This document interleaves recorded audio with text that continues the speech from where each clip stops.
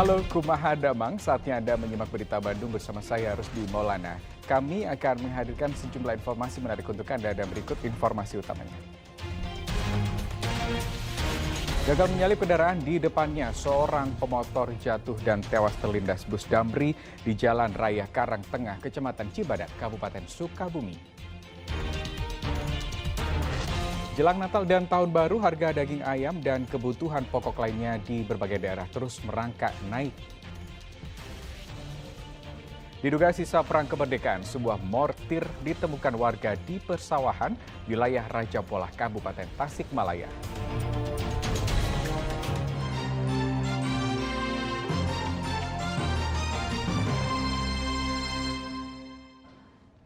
Ya, mengawal informasi hari ini, kecelakaan maut kembali terjadi di Jalan Raya Karangtengah, Kecamatan Cibadak, Kabupaten Sukabumi pada Rabu siang. Seorang pemotor tewas di tempat kejadian akibat terlindas sebuah bus. Kecelakaan yang merenggut nyawa terjadi di Jalan Raya Tengah, Kecamatan Cibadak, Kabupaten Sukabumi. Kejadian tersebut berawal saat sepeda motor yang dikemudikan Medi Iriandi hendak menyalip sebuah kendaraan yang ada di depannya dari arah Bogor menuju Sukabumi. Namun naas saat menyalip, stang kemudi motor menyenggol kendaraan lainnya sehingga motor oleng dan korban terjatuh dan langsung masuk kolong bus damri yang datang dari arah yang sama. Melintasi jalan lurus, kendaraan bermotor tersebut mendahului kendaraan bus yang berada di depannya. Karena tidak ada cukup ruang, kemudian out of control dan terjatuh ke sebelah kiri sehingga mengenai ban dari kendaraan bus tersebut. Korban adalah warga kampung Nyalindung RT 02 RW 10 Desa Kalaparea, Kecamatan Nagrag, Kabupaten Sukabumi. Kasus laka lantas ini ditangani unit laka lantas Polres Sukabumi. Asep Didi melaporkan dari Kabupaten Sukabumi. Ya, polisi masih memberlakukan sistem buka tutup bagi kendaraan yang melintas di Jalan Raya Nasional Jembatan Pamurian Cibadak, Kabupaten Sukabumi hingga hari Kamis. Polisi lalu lintas menerapkan sistem buka tutup terhadap kendaraan yang melintas pasca amblasnya jembatan Pamurian akibat tergerus longsor dan air sungai Cimandiri. Sistem buka tutup ini diberlakukan selama 3 hari dan akan diperpanjang atau dihentikan tergantung pengerjaan perbaikan yang dilakukan oleh Kementerian Pekerjaan Umum.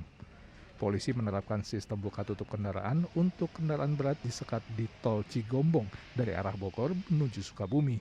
Sedangkan dari arah Sukabumi masih boleh melintas namun harus bergantian dengan kendaraan kecil. Jadi karena adanya longsor di jembatan, kami mengantisipasi agar kendaraan tidak ada yang terjadi kecelakaan. Akhirnya kami melakukan buka tutup. Kami berlakukan hanya satu jalur, baik dari arah Bogor menuju Sukabumi Kota maupun Sukabumi Kota menuju Bogor. Jadi untuk teknis perjalanan kami bergantian, kami pending yang dari arah Sukabumi Kota menuju Bogor, kami jalankan dulu dari arah Bogor. Lalu kemudian sebaliknya kami tahan dulu yang dari arah Bogor menuju Sukabumi Kota, lalu kami jalankan yang dari arah Sukabumi Kota menuju Bogor. Truk muatan berat kami pending di titik-titik pending. Yang pertama di sekitaran pintu Getol Cibolang, yang kedua di sekitaran PT Paiho, untuk yang satunya lagi di lingkar Sukabumi Kota. Sekaligus kami menghimbau kepada pemilik Sumbu 3 agar tidak melewati jalur jembatan terlebih dahulu, mengingat kerawanan ataupun takutnya terjadi fatalitas kecelakaan yang tidak kami inginkan. Terkait jembatan yang ambles, Kementerian PUPR berjanji akan mengerjakan dalam 3 hari agar arus lalu lintas segera bisa melewati jembatan tersebut dari 2 arah. Asep Didi melaporkan dari Kabupaten Sukabumi. Kita ke informasi lain, sebuah pohon berukuran besar di Kabupaten Garut tumbang dan menutupi jalan raya saat hujan deras. Peristiwa ini mengakibatkan kemacetan lalu lintas. Pohon angsana berukuran besar di Jalan Raya Garut Bayongbong, tepatnya di Desa Gandasari, Cilawu, Kabupaten Garut, tumbang menutupi seluruh badan jalan. Akibatnya kendaraan yang hendak melintas dari arah Bayongbong menuju Garut maupun sebaliknya tertahan karena terhalang pohon. Petugas gabungan dari TNI Polri, BPBD, dan pemadam kebakaran berupaya memindahkan pohon yang tumbang tersebut dengan menggunakan gergaji mesin dan alat manual. Setelah 1 jam, akses jalan kembali bisa dilalui dari kedua arah.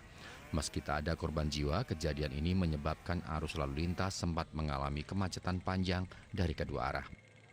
Tadinya sudah halangi jalan, pohon tumbang, tapi bersama-sama dengan DPR, kemudian anggota kami, lalu lintas maupun anggota Polsek, sama-sama berjibaku, kemudian kita berusaha pohon tersebut yang pada akhirnya pohon tersebut bisa dipinggirkan dan alhamdulillah arus lalu lintas dijalankan kembali. Silakan bagi warga masyarakat khususnya Kecamatan Cilawu dan Bayongbong baik dari arah selatan maupun timur untuk melalui kembali. Kondisi yang sama juga terjadi di kota Tasikmalaya. Pohon besar tumbang dan menutup jalan RE Marta Dinata sehingga lalu lintas menuju Ciamis atau sebaliknya terputus untuk sementara waktu. Dalam kejadian ini tidak sampai menimbulkan korban jiwa.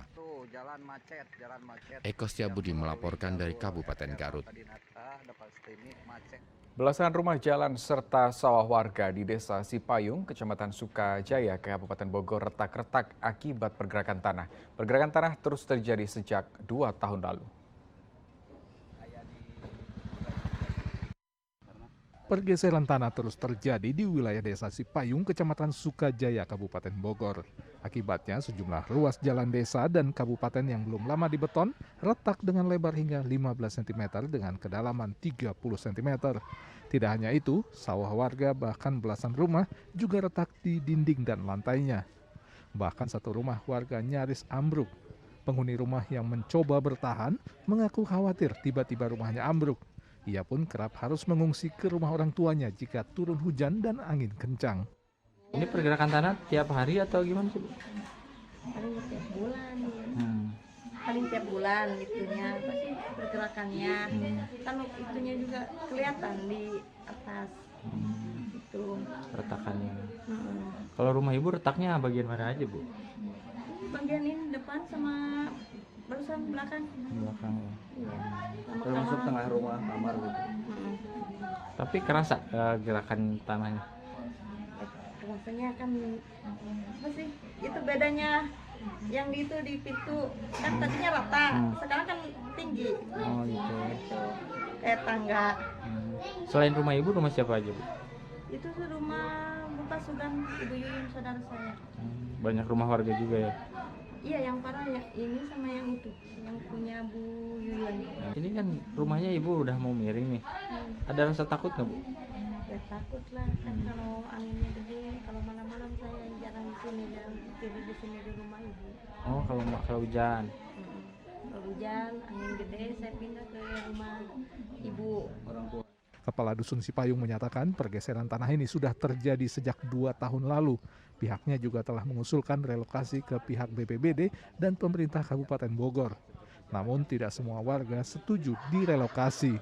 Kalau di sini disebutnya cadas sesepan, jadi licin. Ketika ada ini kan tanah sawah ini juga dalam-dalam semua di sini. Jadi nggak kelihatan cuman kalau di sawah. Kelihatannya dampaknya ke jalan, ke rumah. Gitu. Ada berapa rumah, Pak?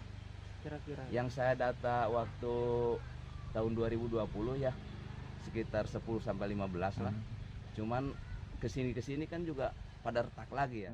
Pihak dusun berharap segera ada kepastian dari pemerintah apakah warga terdampak pergeseran tanah akan direlokasi ke tempat yang lebih aman atau tidak. Sebagian wilayah Kecamatan Sukajaya memang dikenal sebagai daerah yang rawan longsor. Asep Solihin melaporkan dari Kabupaten Bogor.